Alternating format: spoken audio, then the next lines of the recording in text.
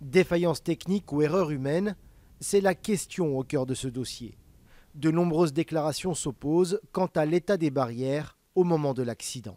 Plusieurs témoignages ont pu par ailleurs être recueillis et consignés, les enquêteurs ayant procédé ce soir à 14 auditions au total. Les témoignages sur le fonctionnement des barrières ne sont pas tous concordants, mais très majoritairement en l'état des auditions, en faveur de barrières fermées. Des barrières fermées au moment du choc, une version à l'opposé de celle de la conductrice qui s'est confiée à son employeur. Nous l'avons rencontrée hier soir sur son lit d'hôpital.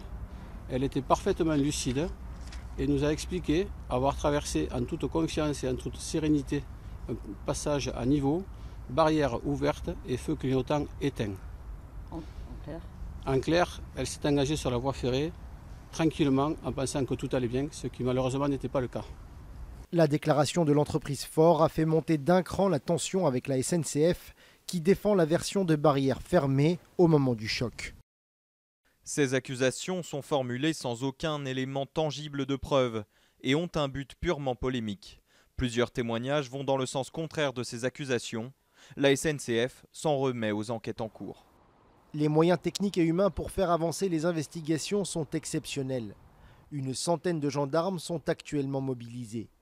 Quant à la scène de l'accident, elle a été modélisée en 3D par scanner pour étudier les différentes hypothèses.